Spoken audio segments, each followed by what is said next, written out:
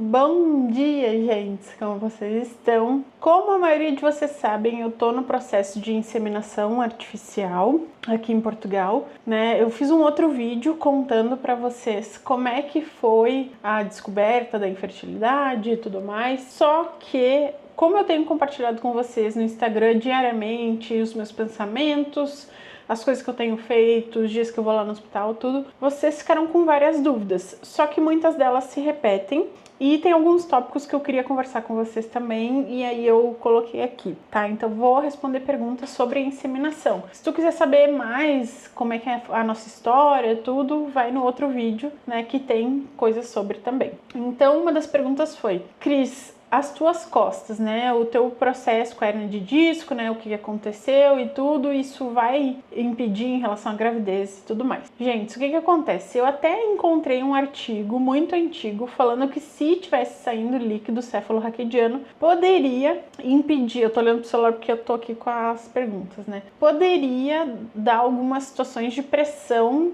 quando o bebê estivesse dentro da barriga, tá? Falando bem leigamente. Mas eu conversei sobre isso com a minha médica, com a neuro, disse que eu tava, né, no processo de inseminação de FIV, porque eu achava que era FIV, né, naquela época disse que eu tava na fila da espera da FIV, e ela disse que não tinha problema, que se tivesse continuando saindo líquido, a gente ia ter que fazer cirurgia, mas que não tem nada a ver uma coisa com a outra, que eu poderia, né, continuar tentando engravidar naturalmente, poderia continuar o processo se me chamassem logo, né, para fertilização. Então é isso, gente, não tem problema, tá? Uma coisa não tem nada a ver com a outra, uma coisa eu tô resolvendo, vou fazer ressonância, vou fazer outras coisas e a gravidez também tô resolvendo, tentando resolver, pelo menos. E perguntaram se dói, né? Se aquela injeção dói. Gente, a injeção que eu uso, ela é muito fininha. Vou deixar aqui algumas imagens, né? Das imagens que eu fiz. A agulha é muito fininha, então a gente sente muito pouco mesmo, não dói. Também o líquidozinho eu não senti entrando, como algumas injeções a gente sente, né? Aquela queimação entrando, não senti nada. É muito tranquilo. O que eu tenho sentido só alguns dias, eu senti um pouquinho mais de cólica, eu sinto a barriguinha inchada, sinto umas pontadinhas, né, da ovulação, sabe, mas nada demais, assim, tá?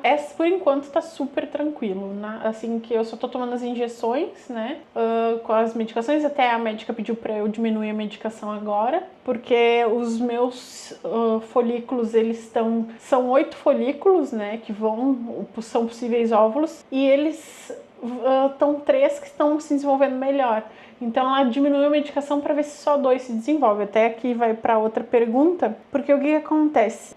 Se desenvolver 3, eles não dão segmento na inseminação artificial. Por quê? Segundo eles, a chance, né, de vir mais de 2 bebês é grande e isso aumenta muito o risco para a mãe e para os bebês. Então, na experiência deles, né, não faz sentido prosseguir quando são 3 óvulos que estão ali, né? Então, acabaria que a chance de vir 3 bebês seria grande. Mas agora, então, eu tô torcendo, ou melhor, né, seja o que Deus quiser, né? Porque quem sou eu para torcer alguma coisa nesse momento? Pelo menos venha 2, né? Os 2 óvulos estejam bem e saudáveis e que a gente consiga prosseguir, né? Porque, óbvio, eu quero engravidar, que eu tô fazendo inseminação para isso. Então, espero que pelo menos 2 aí estejam bem. E no máximo, porque senão a gente não vai prosseguir, né? Se for 3, não vamos prosseguir. Os 2 fizeram exames para saber quem era infértil? Se sim, o exame feminino é invasivo? Sim, nós 2 fizemos, só que para mulher a gente faz milhões de exames. Tipo, eu recebi umas 10 folhas para fazer exames e o Gabriel recebeu 2. Espermograma e exame de sangue na parte dele. E eu tive que fazer ecografia, aquela intravaginal, fiz várias. Fiz aquela ecografia de fora também.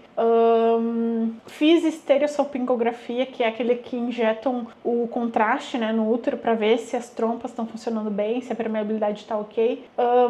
E foi muito tranquilo, gente. Muita gente falando que estereossalpingografia era doído, que era ruim e não sei o quê. E pra mim foi muito tranquilo, porque ela só realmente coloca dentro, assim, como se fosse um catéter mesmo, né? Até o que vai acontecer na inseminação. É uma agulhinha fininha, não, é tipo um caninho fino. Injeta ali o contraste, daí eles têm que ficar observando, né? Se o contraste vai para os lugares certos e tudo. Tu fica naquela posição que a gente não gosta, né? Aquele negócio que é desconfortável já por si. Mas eu achei O Papa Nicolau, por exemplo, que eles usam o espéculo, que é aquele negócio que abre, assim, né, a periquita, eu acho muito pior. Eu acho que aquele negócio tinha que ser banido, né? Eu até tinha visto uma reportagem que eles iam banir, porque esse instrumento é do, sei lá, de antes de Cristo ainda.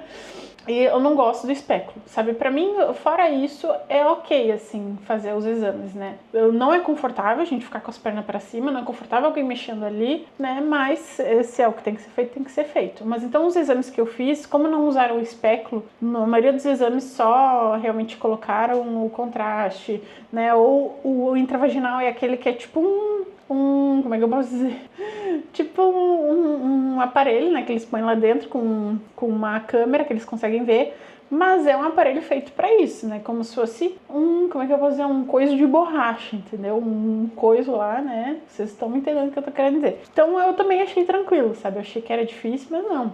É desconfortável? É, porque a mulher fica mexendo lá dentro, né, botando a câmera para um lado pro outro para ver os folículos, para ver tudo, mas tem que fazer, né? Então eu fiz todos os exames de sangue, os hormônios, eu fiz exames, tipo assim, em fases diferentes do meu ciclo, para ver como é que estavam os hormônios, e tava tudo bem com os exames, a não ser a parte da reserva ovariana, que pelo que eu entendi, normalmente é de 6 para mais, e a minha reserva ovariana é 5, né, o número de mais de 6 ou menos de 6, digamos assim, é baixa reserva e alta reserva. Mas isso não impedia a gravidez, no meu caso, né, a baixa reserva ovariana não impede que engravide. E no caso do Gabi, deu que os espermas dele, eu tirei foto do resultado do exame, né, diz que são 0% rápidos, ou seja, eles são lentos, né, a motilidade dele tem dificuldade na motilidade, porque a infertilidade masculina pode ser a dificuldade na motilidade, né, na movimentação dos espermas, ou pode ser, por exemplo, no esperma em si, na morfologia, né, no jeitinho dele ali. Mas não, o caso dele foi lento, tá? Os espermas são lentos. Os remédios são para quê? Então eu tô tomando injeção, a Ovalip, se não me engano o nome, vou deixar aqui. E eu vou deixar aqui qual é os hormônios que tem. Esses hormônios são para eles controlarem melhor a minha ovulação, né? Para eles controlarem melhor as fases. E tanto que eu vou indo lá praticamente de 2 em 2 dias. Eu fui lá na quarta-feira, fiz ecografia ainda vaginal para ver como é que tava os folículos no dia da menstruação, né? Ou melhor, 3 dias depois da menstruação de sangue vivo. Depois fui na segunda-feira ver como é que tava, daí falaram isso, né? Que tinha um 3 de 8 que tava ali com maior que 10 milímetros. E agora amanhã eu vou de novo para ver como é que eles estão, se vai ter 3 aí não dá para seguir, se vai ser 2, beleza, vamos seguir para inseminação, que provavelmente vai ser quinta ou sexta. Então esse remédio é para isso, para eles controlarem melhor, para induzir a ovulação também. E eu também tô tomando o ácido fólico, né, que eu mostrei para vocês também, foi o ácido fólico que a médica indicou. Tô tomando todo dia de manhã junto com a medicação. Eu tomo de jejum, na verdade, o ácido fólico. Espero alguns minutos, tomo a minha medicação para ansiedade e depressão, que é uma medicação segura para gravidez, que isso é algo bem importante que eu tenho que falar com vocês. Vocês têm que falar com o médico de vocês, né, para tomarem medicações para ansiedade e depressão que são seguras para gravidez e amamentação e para quem tá tentando ter filho, né, que é o nosso caso. No caso da minha medicação, é uma medicação que é padrão ouro para ansiedade e depressão, é uma medicação muito difundida, muito utilizada. Eu tô gostando muito, né, eu me sinto muito melhor com a medicação e com a terapia. Você sabe que eu faço terapia e também terapia de casal. Mas sobre a medicação agora, né? Então é importante utilizar uma medicação que seja segura, né? E que vocês tenham essa opção, né? Até veio uma amiga minha me falar que o médico dela, só depois de muito tempo que deu essa opção para ela. E então isso é muito importante, gente. Vejam remédios que são bons para tomar durante a gravidez. Até uma das médicas queria trocar minha medicação, isso antes, né? Só que eu disse que eu ia tentar engravidar e tal, que tava tentando engravidar. E ela disse, não, então vamos deixar essa medicação. Tá, o ácido fólico, e por enquanto é só isso de medicação. Se tiver mais coisas eu falo pra vocês aqui ou lá no Instagram. E fala mais sobre a saúde mental, né? Já falei aqui, é importante continuar a terapia, continuar os medicamentos, né?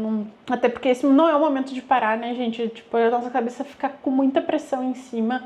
A gente também, eu quero ser a melhor mãe possível, né? Esse não é o momento de parar. Olá, como foi seu processo no SNS desde o início da consulta? Primeira coisa, logo que eu tive minha médica de família aqui, porque demorou ainda uns aninhos ali, demorou uns 2 anos, se não me engano, ou 3, eu fui procurar a médica de família para fazer exames normais, né? De Papa Nicolau, né? Para ver rastreio de câncer de colo de útero, essas coisas normais. Aí, beleza, tudo certo. Aí eu e o Gabi, como eu disse pra vocês, desde os meus 30 anos, que hoje eu tenho 36, eu não uso mais anticoncepcional. A gente chegou aqui em outubro de 2018 e desde janeiro de 2019 eu não uso anticoncepcional. Então a gente usava métodos contraceptivos não seguros, como eu comentei pra vocês, mas eu acho que não ficou claro. A gente fazia coito interrompido, né? Pra ficar tudo às claras aqui pra vocês. Ou seja, em casais com perspectiva normal de gravidez, coito interrompido não é nada seguro e normalmente gera gravidez, né? O que com a gente não aconteceu, eu achei que, né, algumas vezes a gente fazia coito interrompido, algumas vezes deixava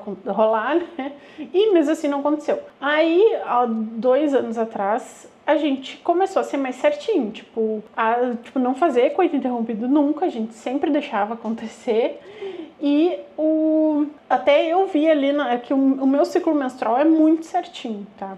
Muito, muito certinho. Tipo, eu tenho aqui o aplicativo, o Clue, que eu vejo. E se eu vou menstruar tal dia, eu vou menstruar tal dia. Tipo, é bem, bem certinho. Daí eu botava ali e tal, e aí quando veio a gente fazia, né, naturalmente, nos dias de ovulação e nada acontecia. Daí foi assim, 1 ano, ali eu controlando ali mais ou menos as coisas e tal, e nada. Daí eu falei com a minha médica de família, olha, a gente tá tentando, né, há 1 ano já, mais certinho, eu tenho, acho que eu tinha 34, na época 33, não me lembro, o que tá acontecendo? Dela, ok, claro, né, vamos lá.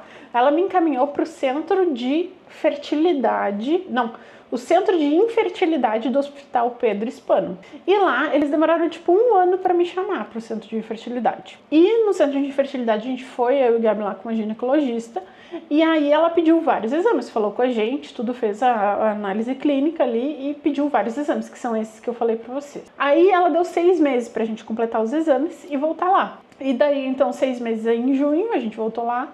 E ela disse, realmente, pelo que eu verifiquei aqui, os espermas tá dizendo aqui que são 0% rápidos, o que nos dá um norte, assim. Não é que vocês não conseguiriam engravidar naturalmente, mas explica o porquê de não conseguirem até hoje, né? Então, ela falou, né, que a gente ia já ir pra FIV, pra fertilização in vitro. Eu até questionei ela se a gente não ia fazer inseminação antes, tentar a inseminação. Ela disse que não, pro nosso caso, né, não fazia muito sentido, porque já que os espermas são lentos, é melhor ir pra FIV direto. E eu tinha entendido isso, por isso que eu fiquei tão frustrada, né, quando fui chamada e eles nos botaram pra fazer a inseminação. Mas tudo é por algum motivo, estamos aguardando aí pra entender, né, o que Deus quer pra nós. Beleza, daí não demorou muito tempo, foi muito rápido, sei lá, uns 2 meses ou 1 mês, a senhora já me ligou do Centro de Reprodução do São João, que foi onde a médica da infertilidade nos mandou, pro Centro de Reprodução do São João. E ela disse, olha, eu preciso que tu venha aqui no 3º dia de menstruação de sangue vivo. Porque eu não sei se vocês são assim, mas a minha menstruação é assim, ela vem tipo uns borrinhos assim antes, sabe? Uma menstruaçãozinha pequenininha antes, mais marrom. Aí, sei lá, no 3º dia, que daí realmente começa o sangue mesmo, né? Sangue vivo. Então ela falou, no 3º dia de sangue vivo, ou melhor, no 1º dia de sangue vivo, tu manda e-mail pra nós. E no 3º dia de sangue vivo, tu vem até aqui o hospital, independente da gente responder o e-mail ou não, tu vem. E eu, ok, beleza. Aí eu tava ansiosa esperando um mês, porque eu achei que era fertilização in vitro, eu achei que ia ser, nossa, super rápido que eles nos chamaram, tudo. Aí quando a gente chegou lá, deu pra fazer consulta, daí eu já fiz ecografia de novo, pra ver como é que estavam os folículos nesse período do ciclo da menstruação. Tudo certo, né? Tinha 5 de um lado, 4 do outro, alguma coisa assim. E tinha 9, eu acho, e aí depois ficou 8. Aí a médica que falou, olha, né, então a gente vai fazer a inseminação intrauterina e não sei o quê. Eu, não, mas peraí, a gente não vai fazer fertilização in vitro, porque eu tinha certeza, né, porque a outra médica tinha dito que não ia nos encaminhar pra inseminação. E aí, enfim, por isso que eu me frustrei tanto e tudo, mas agora eu já tô, né, fazendo tudo que é necessário, né. Vou ficar muito, muito feliz se der certo.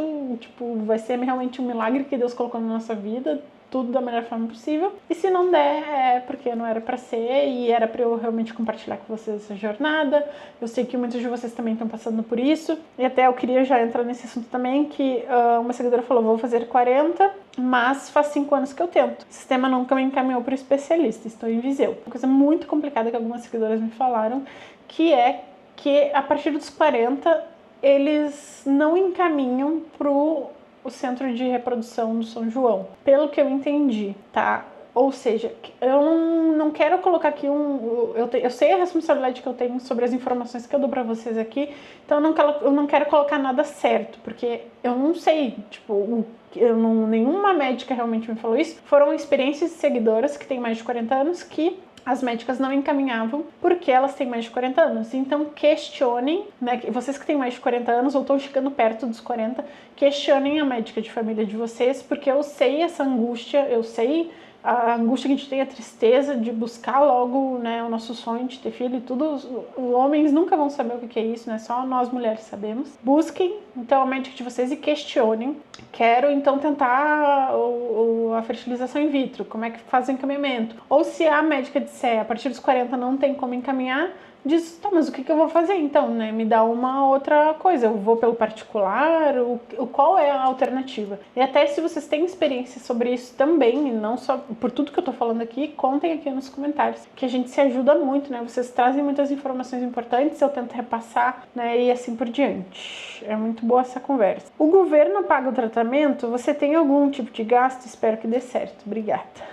Bom, o governo pagou, assim, a partir do momento que eu fui com a minha médica de família, é o governo que se responsabiliza pelos exames, pelas consultas e tudo, nesse aspecto sobre gestação, né? Porque, pelo que eu entendo, Portugal quer aí que a gente tenha filhos aqui e tudo, por uma questão social, né? E de segurança social, essas coisas, né? Enfim, por várias questões, mão de obra, no final das contas, mão de obra também. E, enfim, Portugal precisa popular, né? Aqui, porque tem muita gente idosa hoje em dia, então eles arcam com os custos, a não ser as medicações. Então, assim, a injeção que eu tomo, que é aquela injeçãozinha assim, mais topzinha, o laboratório deu de oferta, que foi a enfermeira do Hospital São João, que na hora de nos explicar como é que ia ser as injeções, ela nos deu e disse que isso era uma oferta do laboratório. Aí a gente foi lá na farmácia pegar a ampola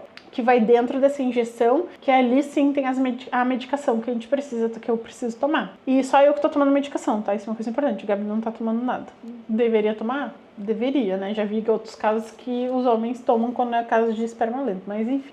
Daí custou, quanto é que era? 39, se não me engano, a ampola com os remédios, né? A ampola com as dosagens ali, pra tomar. E mais o ácido fólico específico que ela me mandou tomar era tipo 3 euros e alguma coisa, mas daí eu recebi 10% de desconto, ficou os dois por 39, tá? Meio que tipo, o desconto foi o ácido fólico, sabe? Então ficou ok, por enquanto. Então a gente só gastou com, obviamente, ir nos lugares, né, gasolina e coisa, e com essas medicações. Nenhum exame, eu fiz trolhentas ecografia intravaginal, fiz várias ecografia fora também, aquelas normais assim que vê as coisas, fiz a estereossopingografia, fiz vários exames de sangue, vários, nada foi pago, só a medicação. Até agora, talvez eu não sei se vou ter que tomar outra medicação ou não vou precisar, tudo eu vou contando pra vocês aqui e lá no Instagram, principalmente, porque é em tempo real, né, aqui eu tenho que reunir as informações e contar pra vocês, mas lá no Instagram eu vou compartilhando tudo em tempo real. Qual a quantidade total de espermas que seu marido tem? Gente, eu não tô aqui com um papel que eu tirei foto, mas a quantidade dele não era o problema. Então eu não vou botar aqui, não quero, tipo, vocês comparando e coisa, porque vocês têm que ver com o médico de vocês qual é o problema. No caso dele, segundo a médica, a quantidade tava ok. Os espermas rápidos, 0. Aí isso que tá no exame 0, daí ela enfatizou isso, que era o que poderia ser a explicação da nossa infertilidade. Como é que era? Esperma rápido 0, espermas lento, tipo, uma porcentagem muito alta, sabe? Não que não tivesse alguns, até tem, como ela disse, até poderiam engravidar naturalmente, mas isso, os números explicam. o porquê. Então vejam aí com o exame que o marido fizer aí, vejam com a médica quais a interpretação desse exame. Porque eu não vou colocar aqui os números, né, quando vê, dou aí uma informação errada. Mas eu acho que eu resumi assim as coisas mais importantes nesse momento, até agora, até hoje, né? Como eu falei pra vocês, eu fui lá quarta-feira, no meu terceiro dia de menstruação de sangue vivo, fiz ecografia intravaginal, viram que tinha ali 9 folículos, se não me engano, 5 no esquerdo, 4 no direito, ou vice-versa. Aí comecei a tomar de noite, todos os dias, 21 horas, a injeção, que é aquela injeção mais topzinha, assim, que a gente põe a ampola de remédio dentro, e a ampola de remédio vai diminuindo o remedinho ali dentro, conforme a gente vai aplicando a injeção, né? Não é tipo injeção normal, aquelas assim, que a gente põe ampola por ampola e pega na injeção, não. É a ampolinha ali, a injeção a gente vai tic, e vai baixando ali a quantidade de remédio. Tomei todos os dias até antes de ontem. Aí ontem a médica pediu para diminuir pela metade a medicação, por causa dos folículos que eu falei para vocês. Amanhã eu vou lá de novo. Então amanhã vamos ter mais atualizações de como é que vão ser as coisas, mas eu já queria deixar esse vídeo respondendo as perguntas e tudo, né? Porque eu acho importante nessa etapa. Vocês questionaram muitas coisas, né? Muitas perguntas ao mesmo tempo. E eu agradeço muito por isso, e a gente tem que se ajudado lá nos comentários. Vocês têm falado comigo a experiência de vocês, e inclusive sobre as coisas dos 40 anos, por exemplo, que é uma coisa bem complicada e difícil. Eu acho importante a gente divulgar sobre isso, falar sobre isso, porque às vezes a gente, como mulher, às vezes até por pressão do cônjuge, sei lá, a gente vai deixando para depois, ou vai pensando na carreira, e isso vai deixando para depois, achando que aos 40 anos a gente vai ter tranquilamente as possibilidades de fazer tudo o que é necessário, né? Mas é como eu falei, eu não quero dar informações erradas aqui. Então procurem a médica de vocês. Ninguém melhor para explicar, para falar, para dizer, né, é a médica de vocês. Então até eu acredito muito aqui que em Portugal a gente tem experiências diferentes com profissionais diferentes.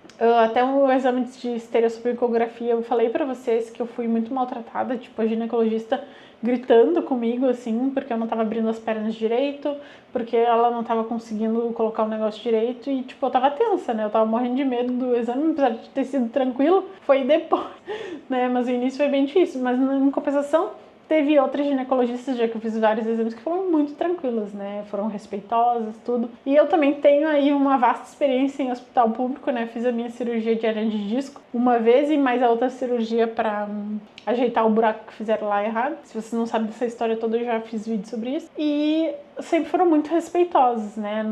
Pelo menos nas 2 vezes que eu fiquei internada para fazer cirurgia, fiquei vários dias internada para fazer cirurgias, tanto a uma quanto a outra, foram super respeitosos, sabe? Os homens eram super respeitosos, sabe? Os enfermeiros, incríveis mesmo, sabe? Não dava para reclamar de nada nas minhas internações. Só tive algumas situações, né, em relação a algumas consultas aí que não foram muito legais. Mas é isso, coloquem sempre aqui as experiências de vocês, os comentários de vocês, que a gente se enriquece muito, né? E não deixem de ir lá no meu Instagram também, me acompanharem por lá, porque em tempo real vocês vão saber tudo o que tá acontecendo. Inclusive eu compartilho pensamentos, né, que ultimamente eu não tô conseguindo me concentrar muito nas coisas. Eu não sei se tem a ver com os hormônios, provavelmente sim, mas também é porque eu tô ansiosa, né? Apesar de eu tomar o meu ansiolítico e antidepressivo, são remédios que é pra longo prazo, assim, né, pra gente ficar melhor, e eu realmente sinto que a longo prazo eu estou melhor desde que eu iniciei o tratamento, mas eu tinha um remédio para SOS quando dava tipo aquela crise que não tinha o que fazer, e era um remédio que poderia me ajudar nessas situações que eu não tô conseguindo me concentrar,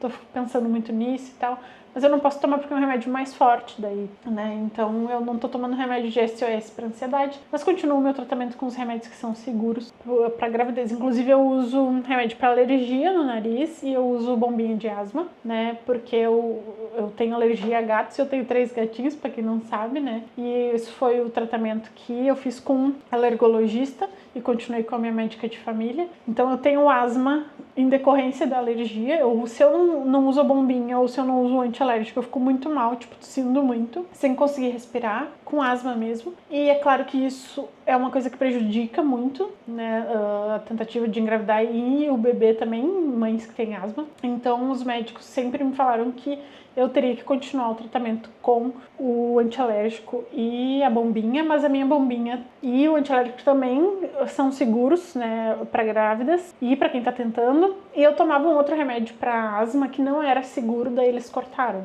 Mas esses 2 remédios, graças a Deus, eles estão segurando bem a minha asma, tá? Que é o antialérgico junto com a bombinha de asma, que é aquela de pó que eu uso, não é aquela normal. Mas enfim, é isso, gente. Eu sei que é muita informação, muita coisa, esse vídeo já tá gigantesco. Mas é isso, é muita coisa mesmo. Essa jornada pesa nos ombros, né? Eu me sinto pesada. Mas se a gente quer ir em busca de um sonho, né? Eu tenho esse sonho, tenho essa vontade e, né, quero ter minha família com o Gabi, com os nossos gatinhos, né? Dar 2 irmãozinhos aí pra eles, 2 irmãozinhos humanos pros nossos gatinhos. E é isso, gente. Muito obrigada por assistirem e até a próxima. Tchau!